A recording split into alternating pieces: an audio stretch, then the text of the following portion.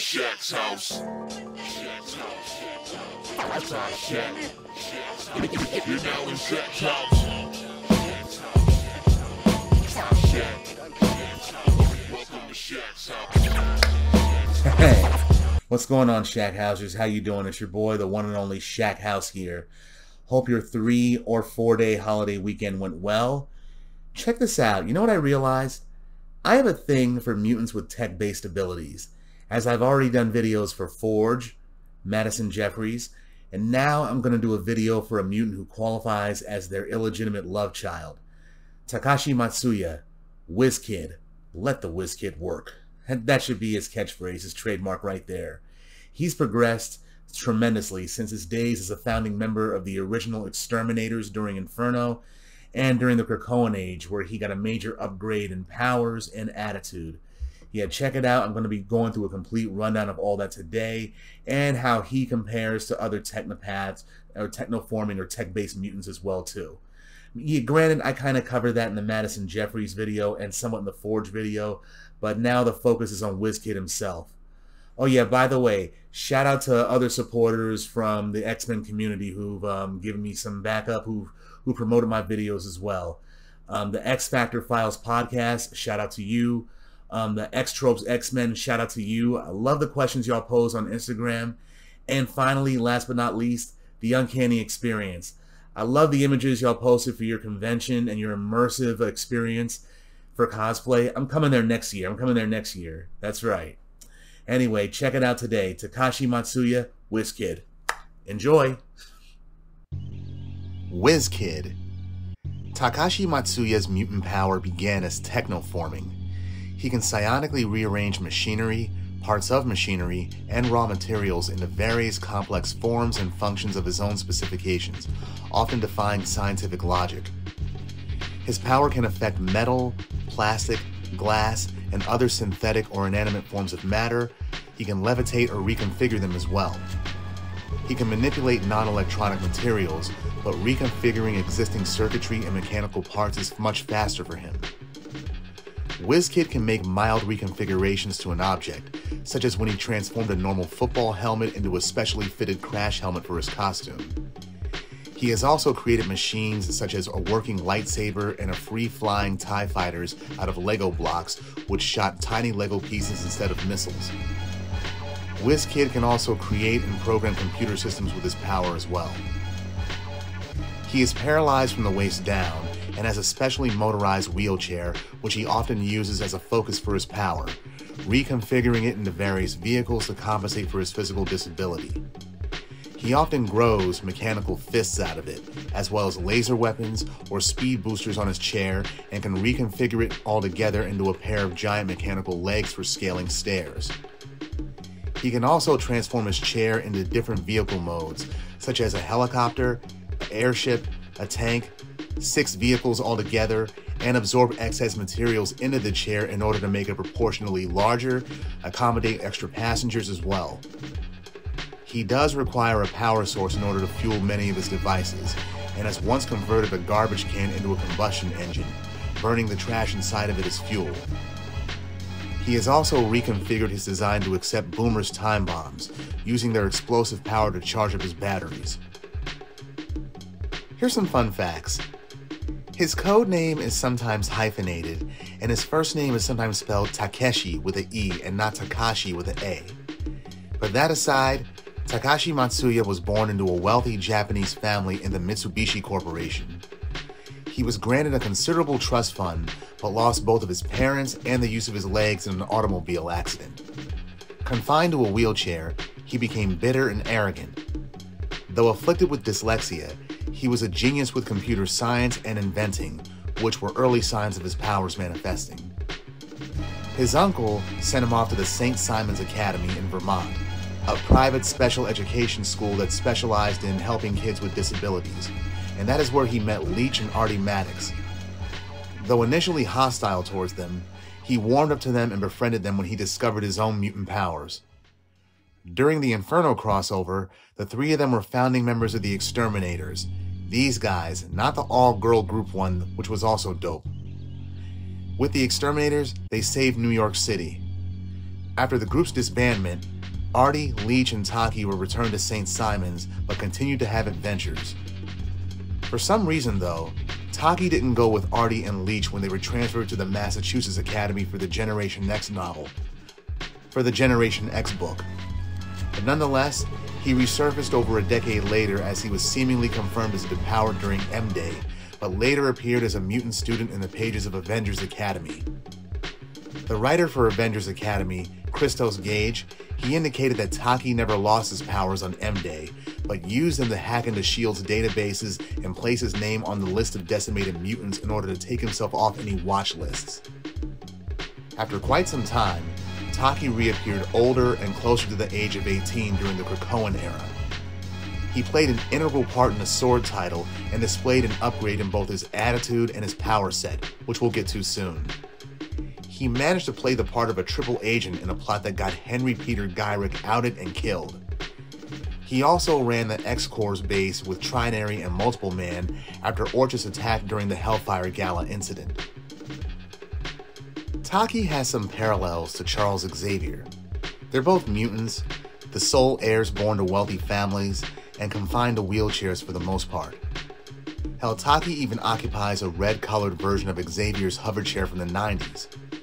During Krakoa, Xavier chose to be healed and resurrected to regain his mobility, and the only way for Taki to do the same was resurrection, as his paralysis couldn't be repaired even by the best of mutant healers on Krakoa.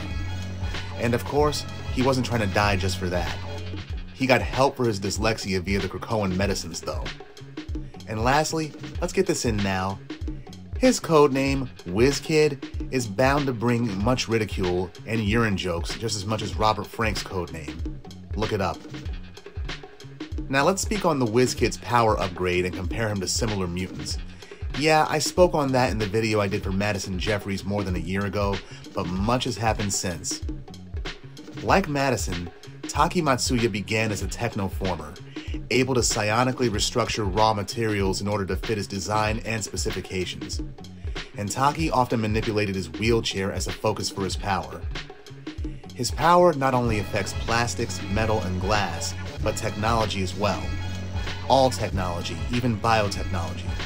And his power apparently is limited only by his imagination.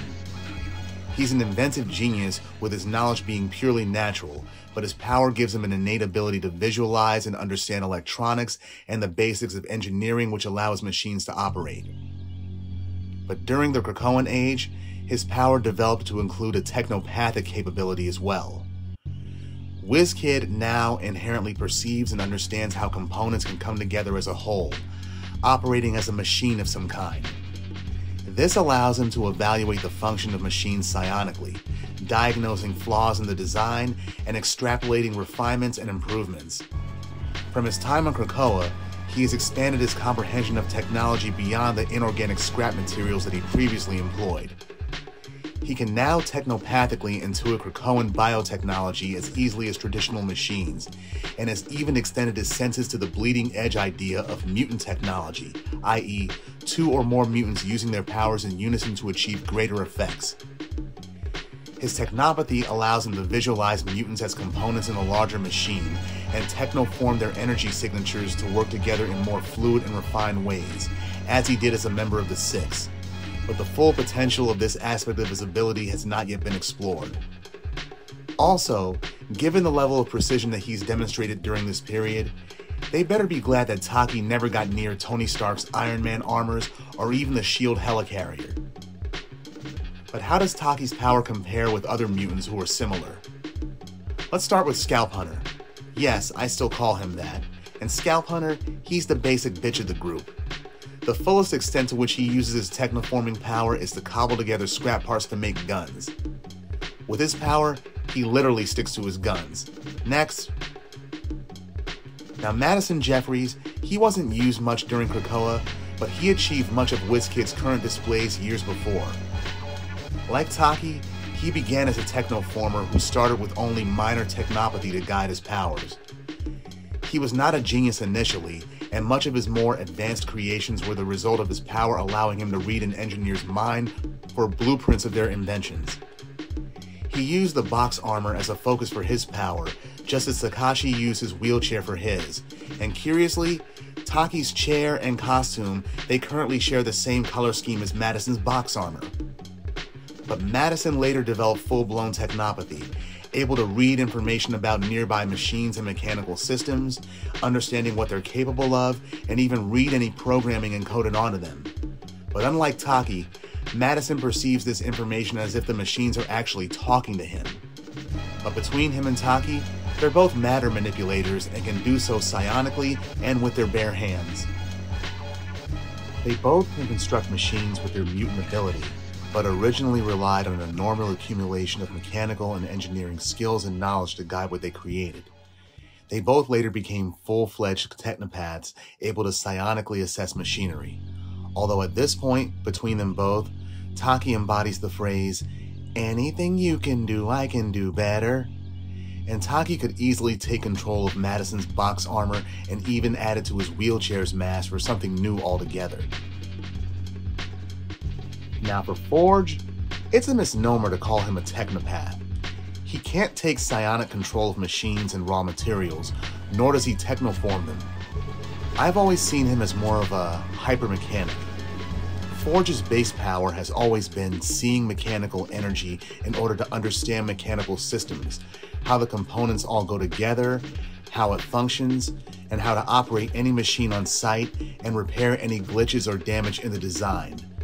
But the primary use of his power, though, is invention, the ability to conceive of new forms of technology and build them at an incredible pace using whatever materials are available. And like Taki, Forge's ability extends to any technology, mechanical, electronic, and even biotech such as Krakoa's mutant-based technology. However, Forge has recently become an Omega-level mutant. The new X-Force series is now redefining his base-level power as quote-unquote applied problem-solving. As stated, his power has always expressed itself through mechanical solutions. He would intuitively craft devices to provide solutions, but now, however, his power is operating on a more conceptual level than a mechanical level. He's not thinking merely in terms of machines to fix a problem, he's thinking in terms of people, systems, and even variables. His power upgrade is similar to that of Cypher's after his resurrection. Doug went from understanding all languages to understanding all information conveyed with meaning. Forge has upgraded from solving problems with machines that he can assemble to solving problems with any solution that he can assemble, regardless of whether it is mechanical or not. At this stage, he wouldn't have to worry about Wiz Kid affecting any of his technology. Forge would find a solution to shut his power down anyway. But keep Wiz Kid around and do more with him. And also, hook him back up with Artie and Leech. He hasn't been seen with them for years, and Lord knows the two of them could use a significant upgrade, like Artie finally talking and making full use of his telepathy, and Leech weaponizing his cancellation field and talking in the first person. Anyway, folks, that's what I got for you today, but tune in next week. I will not be focusing on a mutant, but rather another character who would be called Captain Canada, but it'd be too on the nose. You can comment in the section on who you think I'm talking about, and tune in next week. Have a good one, folks. Later. Mansion, apartment. Shack, house. Yes! Yeah.